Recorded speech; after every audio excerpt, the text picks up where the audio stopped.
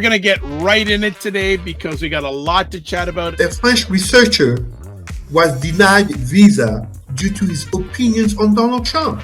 There has been a lot of misinformation over the years. Oh boy. You know what? We're going to go back and forth with this.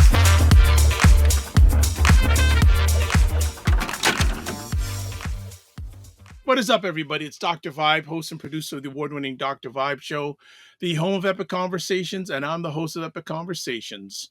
2018 Innovation Award winner, 2020 Best Podcast News Award winner given out by the Canadian Ethnic Media Association.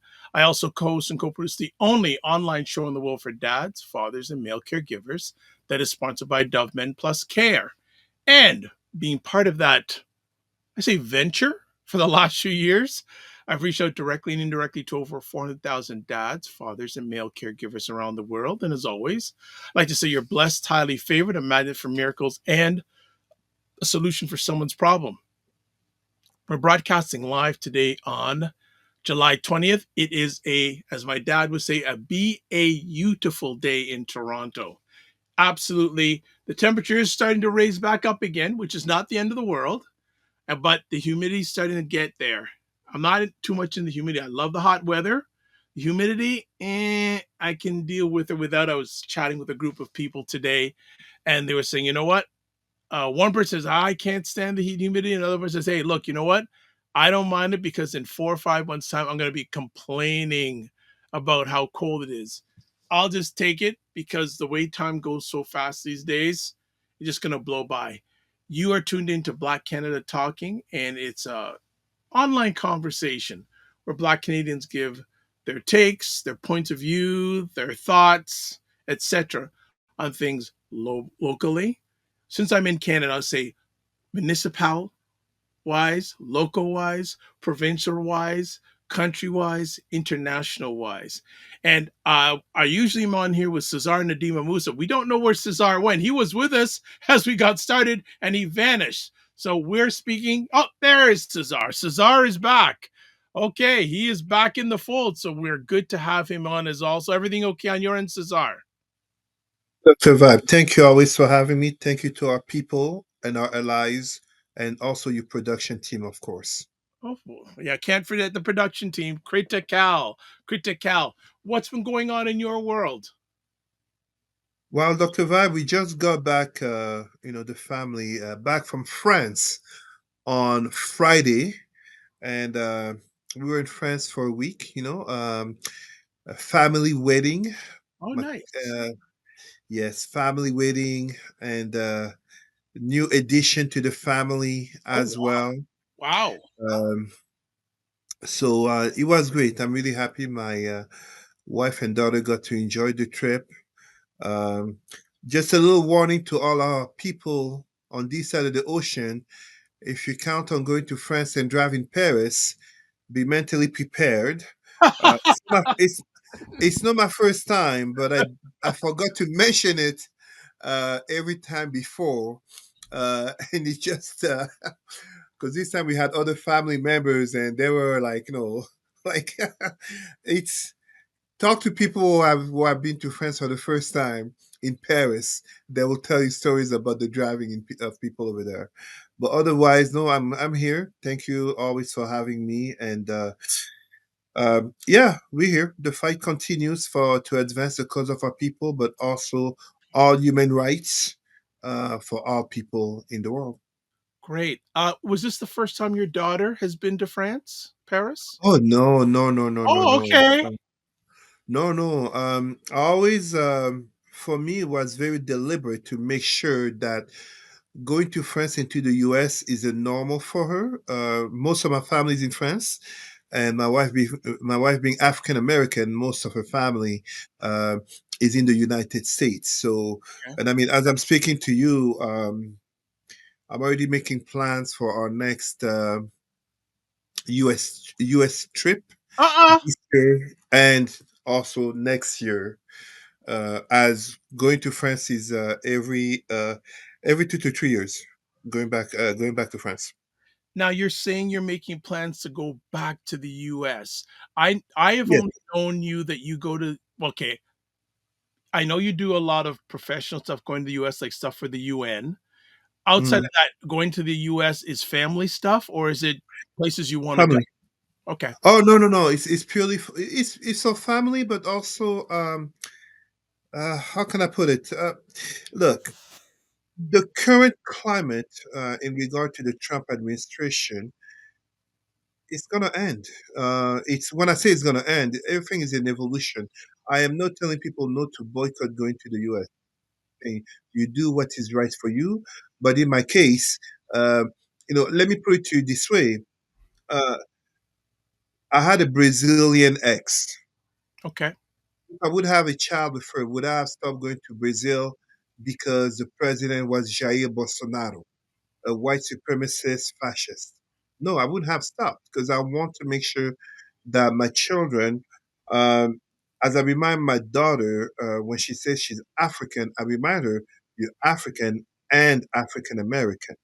You see, Mhm, to make sure that no borders shall stop us in terms of doing what is right. okay. Then let me ask you another conversation piece. If you if you didn't have family in the US, would you still go to the US outside of going there for professional stuff? Absolutely not. Okay. Oh no, but that's exactly it. Absolutely not. I wouldn't because I would not be supporting. I've never denied this publicly nor privately. I am not nationalist. I'm not a nationalist. Okay. Nationalism is a European disease, but Mhm. I'm very patriotic. I am an absolute adherent to the Constitution and the potential of what Canada can be. And as such, as a patriot to the nation of Canada, a nation that has given me uh, uh, the means and the ways uh, with my efforts to achieve who and what I become today, professionally, individually, but also in terms of my family, I absolutely, as a patriot, would be boycotting another nation that is threatening the well being of Canada.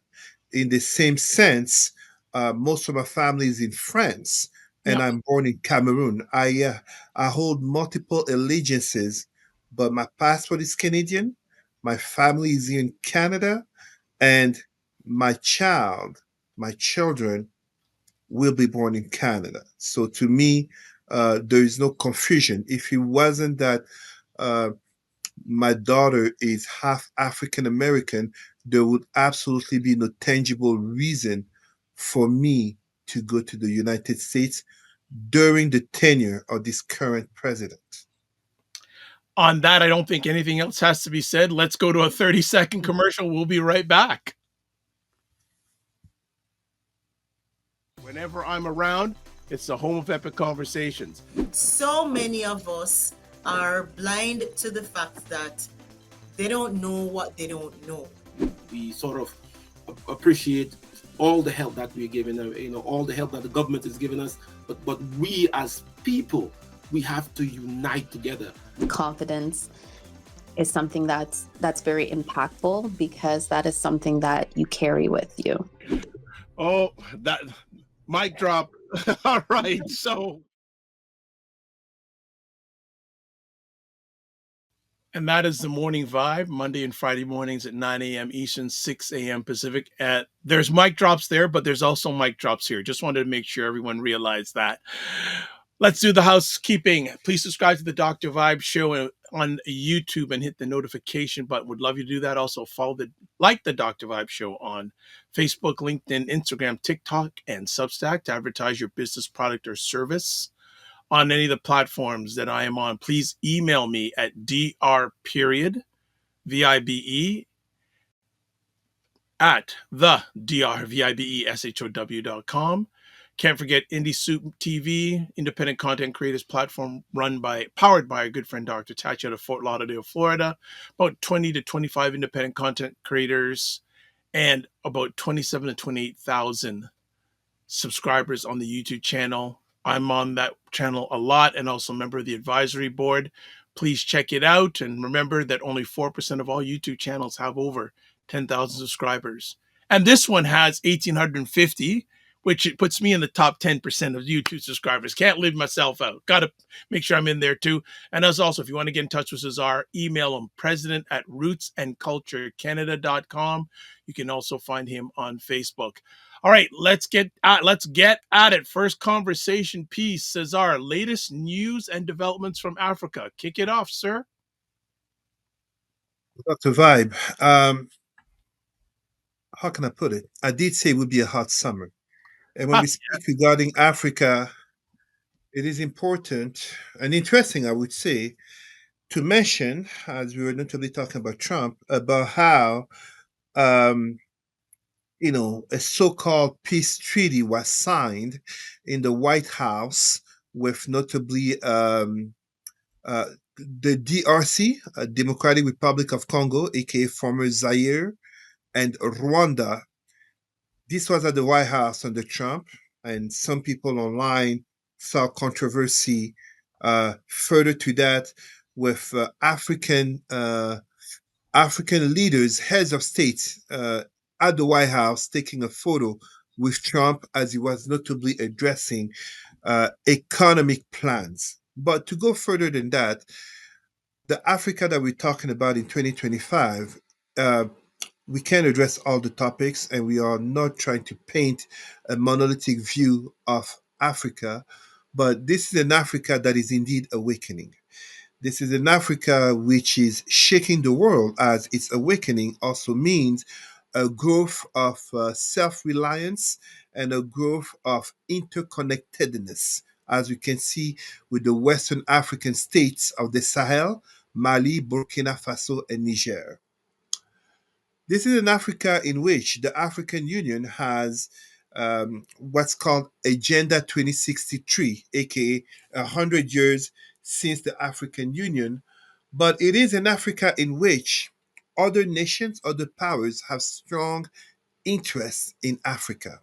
And one of the things that's coming, so I really wanted to address two, because there are so many fronts to address, but two fronts. One, in terms of the past colonial relationships, such as with France, as the French army, by insistence, request of the current Senegalese president, has closed its last army base, aka the end of French presence in Senegal. Senegal, notably through Port Louis, has been seen as a beacon of French colonialism since the 19th century, and truly even before that, when we talk about slavery time. But in terms of colonization, uh, the expression tirailleurs sénégalais, basically Senegalese infantrymen in the French army, were notably used to go conquer other African tribes, and are mostly known for being the African soldiers saving France during World War One, but also during World War Two. This is the same story where too often most people have never heard of the massacre that happened in the army camp of Thiaroye, 1945, shortly after the defeat of Nazi Germany, where African soldiers basically went to request equal pay to the white soldiers that they served alongside with in Europe, and yet the French commandment ordered a massacre and tried to hide it, basically bury them, and also minimize the number of deaths. So this is on the army side, but also on the economic side, how not to talk about the growing relationship in regards to China's global initiative, uh, running 10 years, running till 2027, which for 2025 has seen a new addressing of the so-called economic cooperation. The term is fitting, but of course, this is not a 50-50 relationship. Economic cooperation between China and Africa in the larger conversation of the Silk Road Initiative, and, of course, of China aiming for global economic hegemony. And I really stress economic, because as far as I know, as far as I read, as far as I'm aware, China is not trying to become some military hegemony, but in its quest of economic hegemony, sees Africa as an, and I'm really speaking, I kind of hate to do this because this is the way the summits are done. Like, China, Africa, Russia, Africa, France, Africa.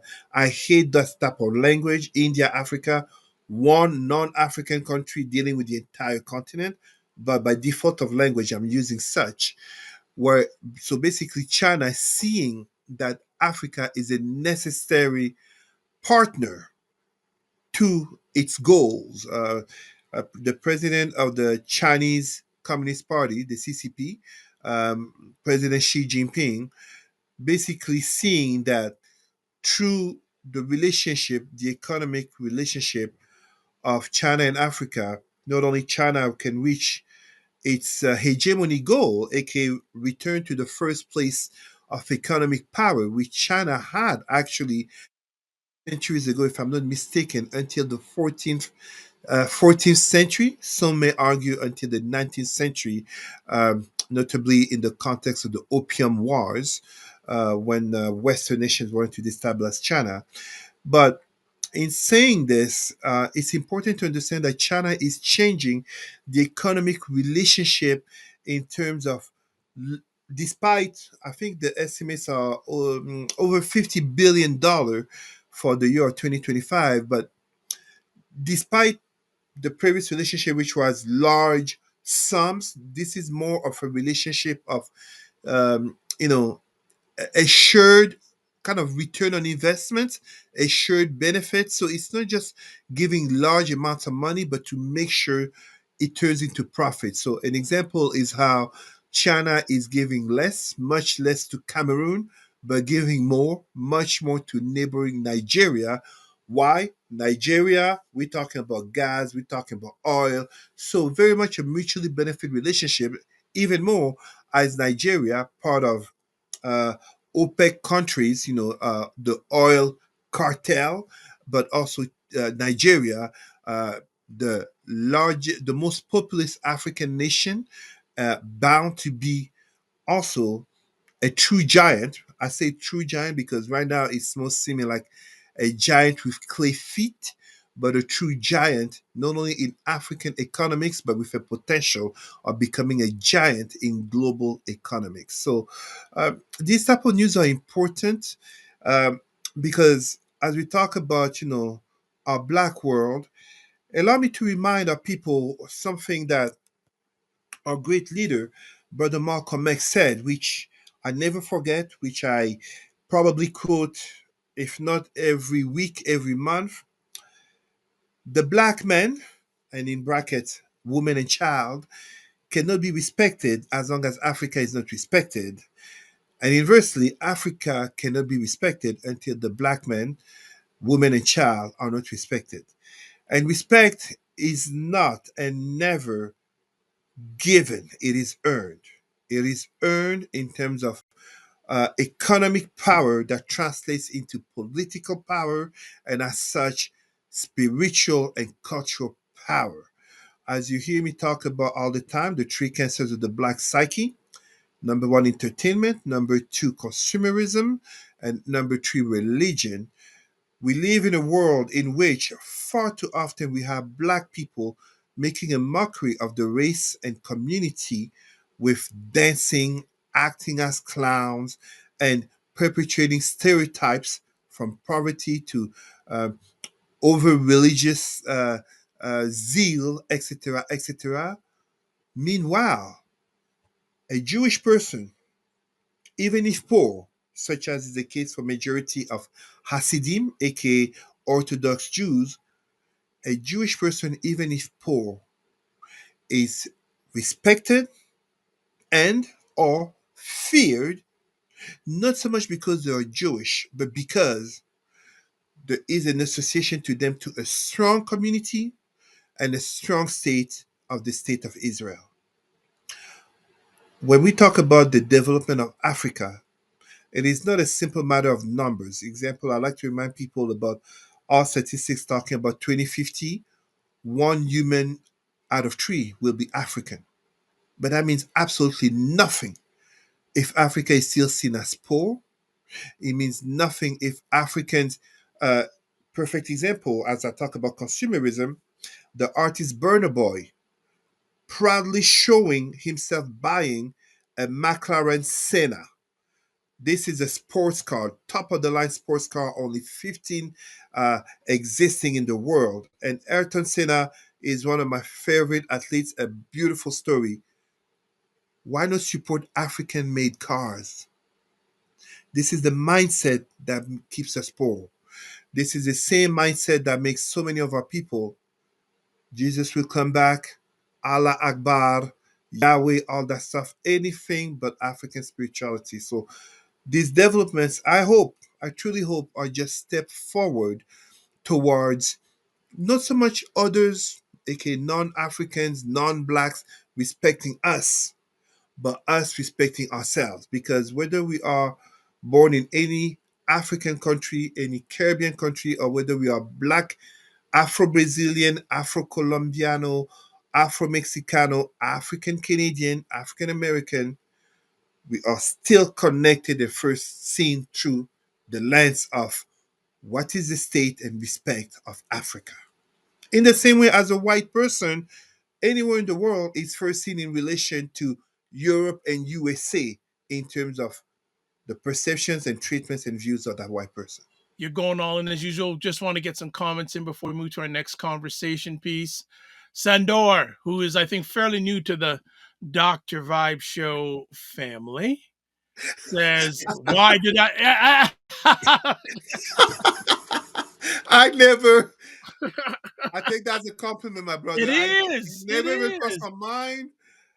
I had how do you call that, beard trim Friday, the 11th, where the day I flew. We flew to Paris, and now that I read it, I'm seeing myself. I get it. Nice Okay. face. I love that. That is cool. Sandor also says, I'm okay. Thank you for asking. Hope I'm well. I am, Sandor. He also says that Europe and America are terrified of the African nations coming together with a common goal. And he also says, ha ha, dude is going in, all in. Harsh truths. You're just catching up to Cesar. You got to rewind and look at some past episodes of Black Canada Talking. He always goes in. I know your time's limited, but Cesar, I heard someone I respect say this in the last 24 hours. He's actually in Ghana right now visiting. It's the second time he's been in Ghana since 2019. He says every Black person in North America should at least make a trip once to Africa. Your thoughts? Are talking to me, who, as you remember, I led a project, Project Sankofa, with my Pan Africanist assistant in Montreal. And in 2018, following DNA work with the DNA lab, AfricanAncestry.com in the USA, we took a slave descendant from Haiti, this young man in his mid 20s, took him back to the tribe of his ancestors in Cameroon among the Bamileke people, and he looked like a son to the foe, the king, the chief of Bamenju, the foe Sekuju. Every Black person, this is not some Pan Africanist just talking. Every Black person ought to be able to go to Africa even once in their life. I am not saying this in terms of, let's say, promoting African tourism. No, this is about identity, a spiritual quest. This is in the same logic for those who have a hard time understanding. It's in the same logic as Jewish people have the concept of the Aliyah, not to confuse with our deceased and beloved R&B singer. The Aliyah of Jewish people, which says that at any moment given in time, a Jewish person has the right to return to the state of Israel. Every Black people, for soul reconnection and purpose, have to be able, with their means, to go back to Africa. For those who have a hard time understanding this, one of the tenets of Islam is to be able to perform the Hajj, aka pilgrimage to the holy sites of Islam, which, of course, happen to all be in, in the Middle East, in Saudi Arabia. This is in the same logic as Chinese communities always have that that dragon door in China, in the Chinese in Chinatowns, aka connection to China.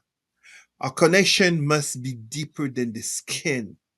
It must be in the identity, it must be in the spirituality in order to recenter us, to reconnect us, not only to the continent, but to one another. That's why, as you heard me, just because I'm born in Africa, I'm not here talking about Cameroon all the time. I am a Sawa, the seashell, my earrings. I am a Sawa. But how often do I talk about being a Sawa? I talk about blackness on a global perspective, universal blackness, as I call it. And as such, when I speak for black people and to black people worldwide. I have the honor of having black people will follow me in universities in China, in universities in Malaysia, in countries that I had to look on the map to even know where this city is at. The connection is not because I'm born in Cameroon, I'm a Sawa. It's because through Africa and Pan Africanism, it's the connection to blackness at a universal level.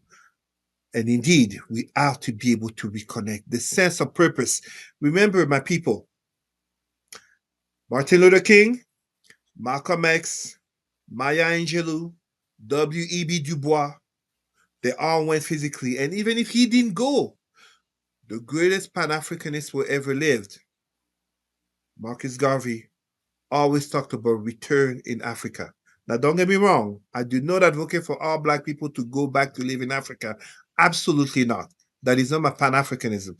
I want black people to expand across the world and the universe in the same way that I wish that for white people, for Asian people, for all people. Ultimately, as I'm speaking here in terms of blackness, my larger message is for our humanity. We have to defeat, in the religious language, the evils of racism that are born from power, oppression, slavery, colonization, and genocide. But to defeat that, we have to reconnect to our humanity that notably is centered in our blackness. All right. Let's move on to our next conversation topic. In quotation marks, your, and then you say Black community and Emancipation Day, which is coming up pretty soon. And you know, it's a very good follow up to what I was indeed saying, because as I was there in France, I must truly say, Dr. Vibe, and we are all aware of this, and it doesn't need to be a black person to say this. We are too painfully aware of constant criticism of the black community by members of the black community. Do not get me wrong.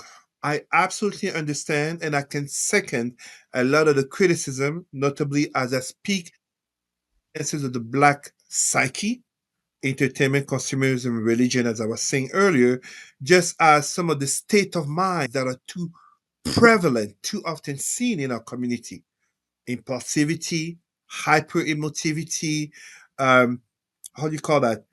A certain lack, a certain lack of ethics and a certain lack of, how can I don't want to say professionalism, but I give you an example that I find painful, and I don't like saying this. Far too often we see black people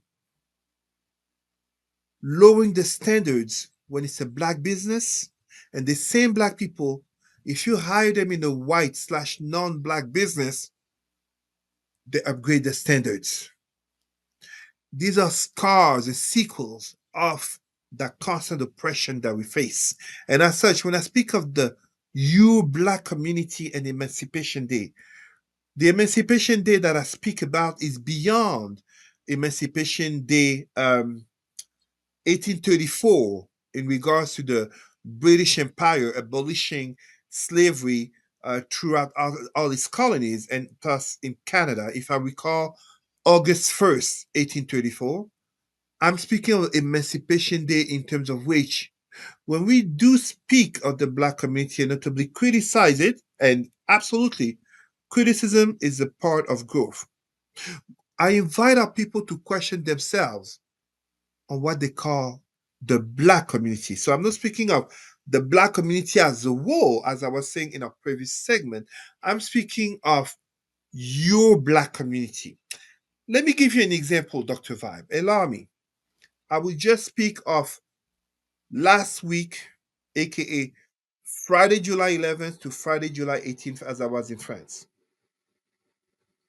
What is this Black community that I'm talking about? My Black community expanded, and I'm fortunate that it always expands. When we arrived, leaving Canada on Friday, no, Zaza, good listening. Someone wants to say hi to you, Dr. Vibe. I think it's fair. Dis bonjour. Bonjour. Bonjour. Good to see you. You too. All Thank you. right. Comment ça Okay. va? Comment ça va? Comment ça va? Dr. Vibe speaks English. You can speak to him in English as well. Okay, go. Go to mama. Thank you. Bye bye. Bye-bye, boss. The boss of the house. All right. Close the door. So good. So, as we left Ottawa on Friday and landed Saturday, my wife needed medication at a pharmacy. Now, business hours and days are not the same as here. Pharmacies being closed. Here we are walking after maybe a third pharmacy down the street from where our hotel was, and someone just yelled my name, Cesar. I had no clue what was going on. And FYI, I had never been in that city. In that, I mean, we were in Paris, but Paris has large suburbs, aka like small cities. I had never been there before. My wife was surprised, and it turned out that he was one of my followers on Facebook. One of my followers of many years on Facebook who recognized me on the street. And the surprise, the joy, I introduced my wife, my daughter, he drove me to a pharmacy that he knew was open. My Black community is a community in which, I mean, I give examples left and right here. It's a community in which uh, another one of my followers uh, would give me a ride to the airport when I didn't have a rental car. This Black community, not just family, that would come to restaurant to welcome me to France. It's a Black community in which, as Thursday, so just 3 days ago, one of my cousins got married, and the staff, the catering staff, all had these beautiful African scarves, aka sankofa, Adinkra symbols, scarves, and a talk with the chief caterer surprised us as she also has people, family in Ottawa, and we exchange connections. I'm going to see about helping her expand her business. And it brought me to a great reflection. My wife loved the food at the wedding. But the funny thing that happened, as I told everyone, isn't it interesting that too often us Black people, we do events such as weddings, and we take for caterers non-African slash non-Black people, and then we complain about the food. The issue is not the caterer. I don't like easy criticism on white slash non-Black caterers. They work hard and they deserve the respect of the job. The issue becomes when we are of a community such as there as Africans, Caribbeans, but also people from Canada, the US, etc., from my cousin wedding, we order food that we are not used to eating, and thus we surprise ourselves that we don't like it. The African caterer had overwhelming success, And in giving me that scarf, here it is that I was sent yesterday a video of them promoting the event and promoting Cesar on the Instagram webpage because they were so happy that I came to support them to support the scarves. I'm talking about a black community in which, through the contacts that we have, we can help a brother on the other side of the ocean connect with a black social worker, connect with a black psychologist, connect with this other black tutor, and etc., etc., to help one of our own because they don't trust the system. So I can go on with many such examples. I give you a last one. On the very day that we left, the rental car, and I take rental car insurance. The rental car that I take, I return it, and it's a young brother from Haiti who was there. Beyond the conversation on Haiti and sac passé, Haiti chérie, he gave me tips on insurance, just as the Senegalese garagist would basically overlook the car when I had some scratches. What I mean when I talk about your black community is that indeed, criticism without action is empty. We have to be able to criticize our community and our own, not just always point the finger at, as you heard me say many times, the evil white people, the evil everyone else. Let's look at ourselves. Let's look at how we create our community. Let's look at our relations.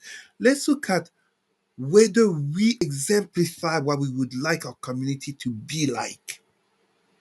You can only imagine that for my wife to land in France on Saturday looking for a pharmacy in a small city that I don't know, walking down the hotel where I've never been, on the street I've never been on, going past the third pharmacy gets quite stressful. And voila, me who does not believe in God, and I'm very proud I helped my wife exit those religious manipulation tricks. Me, a non believer, here it is. Providence has brought someone on my Facebook for many years that I never met in person, and he was our savior. He was the one who helped us. But as he told my wife, and this is not me exaggerating, that's why he told my wife, and I was like, brother, please. He's like, Cesar is our prophet. Cesar is a light for us. We listen, we read. But it's not about me, it's about our people. So I invite our people. Yes, let us criticize our community. Let us address so many of the issues. But check this out. Who's willing to be the community father for those who don't have a father? Who's willing to be the community tutor for those who need a tutor? Who's willing to be the one making sure that children, girls and boys, and even older, are coming back home safe? Who's willing to address those of our youth and even younger adults straying in the wrong way by notably showing them programs or taking 5 minutes of the time to them, to talk to them, to give them advice? There is a study that has shown that among African American communities, and I don't remember the name of the study, so please, anyone look it up, that since 1997 or the end of the 90s, African American family reunions have sharply declined. Why? Due to the deaths of grandparents, especially grandmothers. Absolutely, we must address family secrets and family dynamics, but ultimately, whether grandma is alive or not, what is the state of our community, of our black community, if we don't even address the state of our family? So, as I was in France, I had family reunions, not twice, three times. My wife's birthday on July 13th, on Sunday, brought many family members of different parts of the family. I went to different parts of the city and outside of Paris for family gatherings. We need to be the role models or what we claim out to be better. And we need to be the examples because, as I'm writing today in a Facebook post, children, but also adults, copy what they see, not just what they hear and read. As our revered leader, Frederick Douglass, wrote back then, it is easier to fix or to create or to mold children than to repair broken adults. Strong.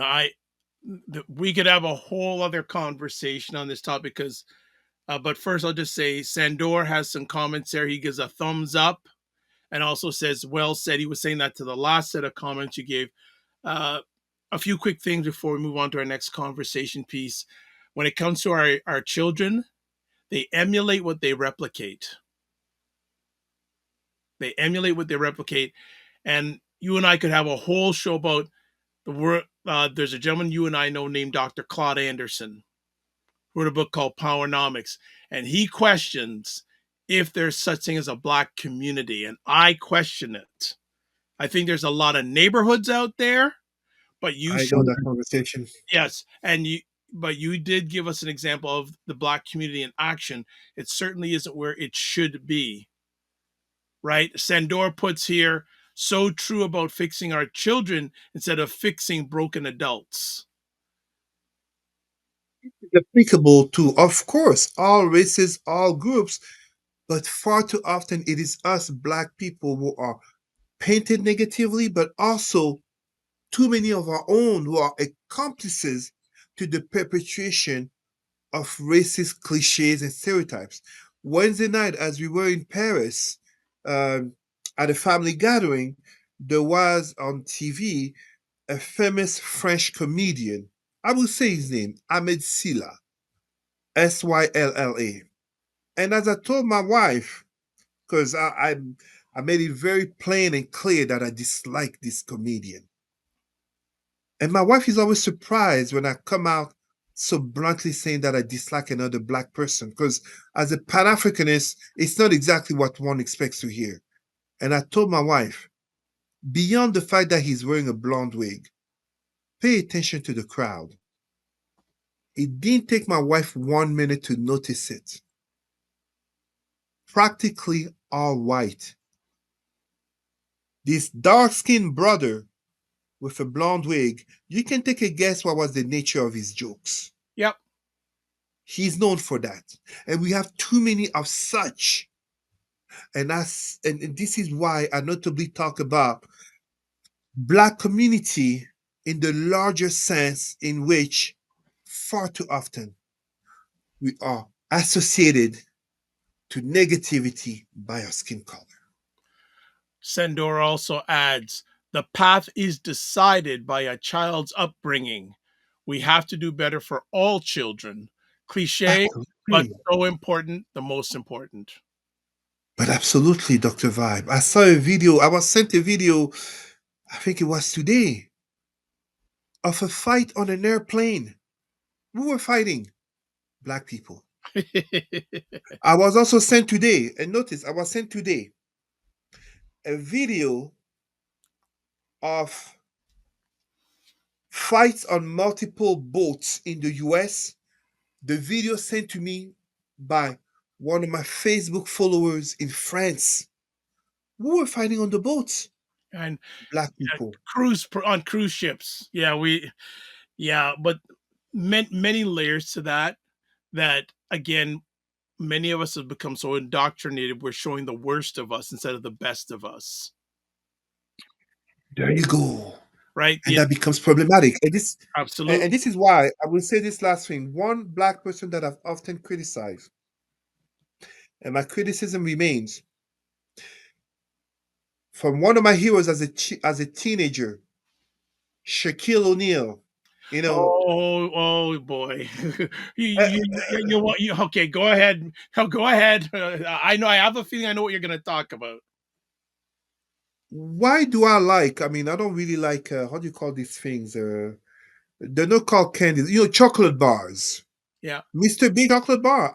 As a teenager, I had a big poster Mr. Big, Shaquille O'Neal, etc. Yeah. And as I became an adult in my 20s, I realized, notably professionally, that he was bad for my image, as too often the stereotype of the dark skinned, tall, muscular, bald headed black dude acting a fool. Even him, Shaquille O'Neal, was faced with that when some young teenage white on the show that he was on I think ESPN, the NBA analysis Oh show, no, it's inside the NBA with it's on he said TNT. he was disrespected once, and yet, when we say Shaquille O'Neal, we're thinking of the basketball player, but too often we forget his proper name is Dr. Shaquille O'Neal, PhD in education. And the latest news I know of him is that he has returned to achieve some type of Yeah, sports psychology, something like that, yeah, in order to help former athletes. This is the Shaquille O'Neal that the black community needs. yeah. But Not the stereotypes. if Please go ahead. I could have your permission to interrupt, but he's also involved in a scandal. We won't go into it here, but he threatened publicly to punch someone in the face, and that's a whole other sidebar story that we won't get into Dr. now. Ryan, I wasn't aware, and I was giving flowers, and you are Yeah, giving me the news that I might hold on giving my flowers. yeah. So he and another former athlete named Robert Griffin III are in a back and Oh forth. yes, I know that guy. Yeah, but we won't. Oh no, RG3. No, this guy is so problematic. This is another cliche of a brother. The pedestal, putting on the pedestal of white women, and this white people should be offended by Robert Griffin III because this brother, and I know he's not the topic, but brothers like him, and I do call him brother, not simply because he's black, but because sooner or later, when whites will turn on him, he will come begging for acceptance into the black community again. But black men like him will put white women, such as his wife, and he should love his wife. Doesn't matter the color. This, you know me, Dr. Vibe. I support interracial relationship. That is not a question. My wife is mixed. My baby sister is mixed. It would be quite hypocritical of me to oppose it. But it's the mentality behind it, and as such, men such as Robert Griffin III will put white women on a pedestal and look down on black women with the type of comments that he has been putting online and all that. It is not surprising that he would awaken the anger of black people, notably black men. However, we have to be able to address all the issues without, as I was saying earlier, with that impulsivity, with that hyper emotivity, because ultimately it reflects on all of us. All right. Sendor says, "Don't feel bad, bro. Us whites are just as unintelligent and self-destructive." So, we'll leave that there. There's a Says if we had the time, there's a whole other conversation, but we're going to take that offline because I know your time is limited. Last conversation today. How can we not talk about it? I know you have something to say about the Epstein crisis, a MAGA mess of 47's making. And I apologize to our listeners for I must be short. I have another appointment by 6:30 p.m. at a Yeah, black-owned business. it's I okay. can't be late for that. I don't But for serve. to enter that topic, listen, as I said about a hot summer, this is indeed this. I mean, January 20th. Today is July 20th, aka if I'm not mistaken, 6 months later, right? February, March, April, May, June, July. There you go. 6 months later. Is this what may break the MAGA movement? Because it doesn't seem like the big, beautiful bill, wrongfully called, was the outrage that was too much. Because clearly we knew ICE immigration and deportation techniques were not going to be that. But the Epstein files, which Trump And many of the people that he has put in his administration had been manipulating and all that. That might be it. Let me put it to you in perspective, Dr. Vibe. Before the show, I was listening to an interview on MSNBC of a man by the name of Rick Logis, if I recall, Logis, Rick Rich, founder of an organization or website called Living MAGA. And indeed, as he said it so well, either Trump and his henchmen and henchwomen were lying about the Epstein files before he returned to the White House, or they've been lying since in claiming there's nothing to see. Now, people will say, oh, yes, he has decided he's going to release them, but he's not releasing them out of his will, such as he promised. Example, we will declassify, etc., regarding MLK, regarding JFK, etc. No, this is coming from pressure. The same pressure in which $10 billion lawsuit, notably against the Wall Street Journal and Rupert Murdoch, and yet it is factual proofs that Trump and Epstein did have a friendship, that Trump had been on that plane, okay, record logs. This is what we're learning. I mean, I don't want anyone to want to sue me as if I personally know Donald Trump or Jeffrey Epstein. I do not. You know, Melinda French Gates did openly talk about how she disapproved of the relationship that Bill Gates had with Jeffrey Epstein because he was an unsavory character in this lust of flesh regarding young, attractive women and, we should say, girls. But this is the same Donald Trump who talked about grabbing them by the P word.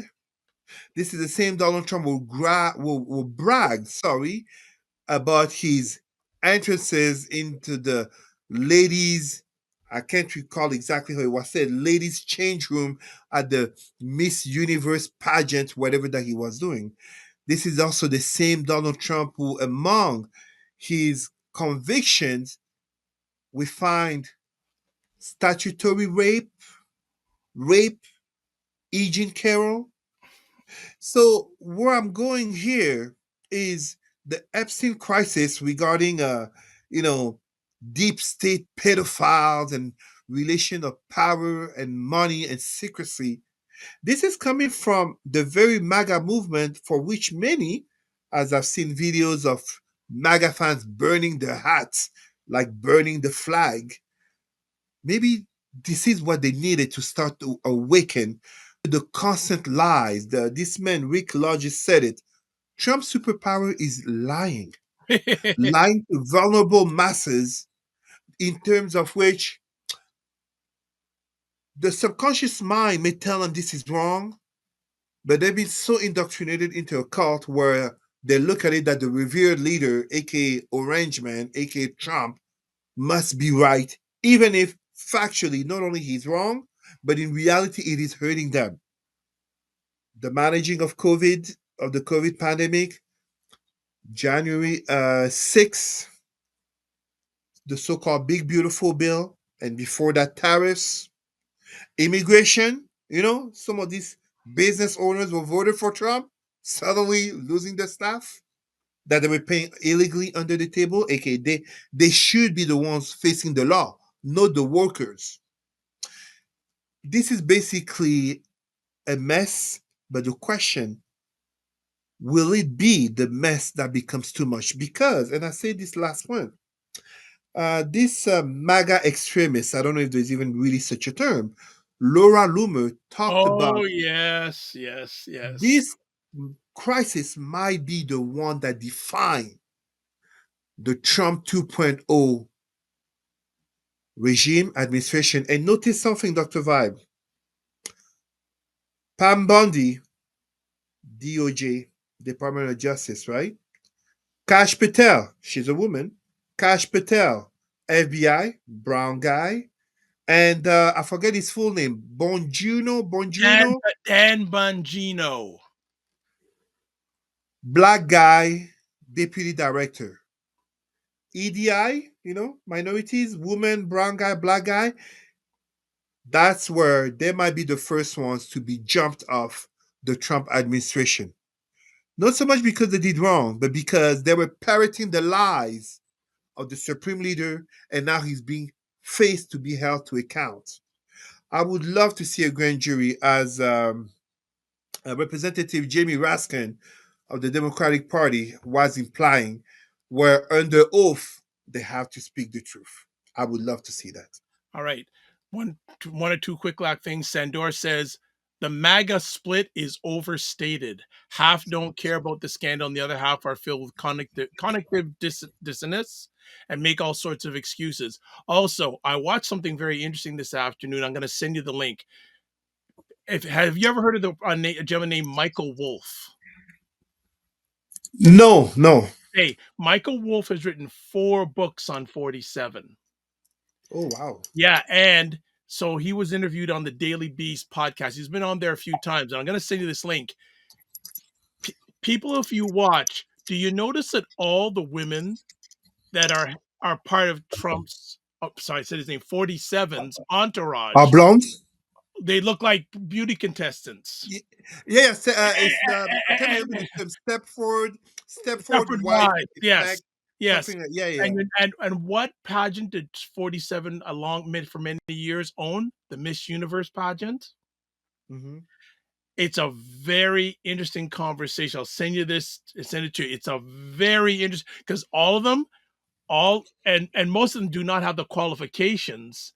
No, no, they There do is not. actually, he has one assistant, can't remember her name, but when when she's around, when he's on his golf course, she has a Wi-Fi printer to print off stuff for him to read. That's all she does. But she has an office right beside 47's office in the Oval Office. She is the gatekeeper. You can't get through to him unless you go through her. And she really doesn't have a lot of qualifications. It's a fascinating story about, the women of 40. I'm going to actually send you another thing too on Frontline. Great documentary called The Rule of Law in 47. Incredible documentary done by Frontline, and it doesn't hold 47 in good favor. And PBS has now just lost a whole bunch of funding from the federal government. They still put this out. There you go. There you go. Absolutely. And not only that, Trump's constant lawsuit against media, Oh, continue. against Oh, academic institutions. I yeah. mean, So we can go on, but ultimately, and I will say this, Dr. Vibe, remember I've been saying it since last year. I blame 4 men for Trump 2.0. The Republicans in Congress, Mitch McConnell. I blame what's his name? Mary Garland, Merrick former Garland, Department yeah, of Justice. doing nothing. The Department of Justice, my God, Justice, the head of the Supreme Court. Oh, I'm having, I can't remember his name, but I'll find it quickly. Go ahead. Next person. and basically, SCOTUS, Supreme Court of the United States, being called to this scum, Supreme Court under MAGA. And ultimately, I blame Joe Biden in terms of the White House for indeed John Roberts. John Roberts, yes, John Roberts Supreme Court, and ultimately Joe Biden, because we could never imagine a black man committing January 6th and he never faced a day in jail right away on the same day or soon as the new president comes to power. We could never imagine a Muslim man. We could never imagine a brown man. I can go down the list, including a white woman. We couldn't imagine that. These 4 men represent the 4 institutions that have enabled Trump. And the 5th one, the MAGA people, the voters of Trump, but also those who did not vote on election night that permitted for him to come to power. All right, that's a wrap. I know Cesar has to go. So if you want to I get a hold of apologize no truly. problem. No problem. It's in service. You're serving the people. So if you want to get a hold of him, email president at rootsandculturecanada.com, Facebook Cesar Remy Emery. If you're not following him on Facebook, why aren't you? All right, Cesar, as always, to you and your family, don't just manage your time, manage your energy. Remember to give yourselves grace, and great to have you back. Take care. Thank you. Thank you, everyone. All right, that's it. Cesar is gone. He's gone to serve. All right, everybody. That's it for another conversation. All right, let's get it down fast. Let's do it. Let's do it. Subscribe to the Dr. Vibe Show on YouTube. Hit the notification button, like the Dr. Vibe Show on LinkedIn, Facebook, LinkedIn, Instagram, TikTok, and Substack to advertise your business product or service on any of the platforms that I'm on. Please email me, dr.vibe at the drvibeshow.com. You can catch me on the Dr. Vibe Show website, the drvibeshow.com. We also have the Dr. Vibe Show on Facebook, LinkedIn, and YouTube, the Dr. Vibe Show, Instagram at the drvibeshow, X/Twitter at drvibeshow. And then we have, you got my email address of many times. You also can find me on Substack, which we are broadcasting consistently live on now. And also subscribe to drvibe.substack.com/subscribe. And then Blue Sky at drvibe.bsky.social. And you can watch replays of this epic conversation on the Dr. Vibe Show on Facebook, YouTube, and LinkedIn, and also the Dr. Vibe Show website. As always, I want to say also, thank you, Sandor, for being here live and giving great commentary. Appreciate that. You helped make this conversation a success. So as always, live your life as a dream. If you can dream it, you can make it. Sometimes you have to get small to get stronger. Block assumptions. Then aim bigger, aim better, aim higher, aim wider. Love, faith, and respect. Don't just manage your time, manage your energy.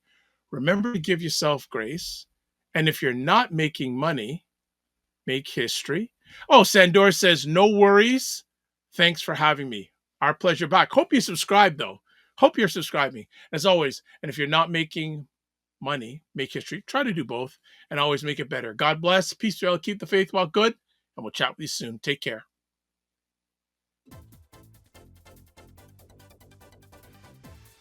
Just take a quick moment. Yeah. You just introduce yourself.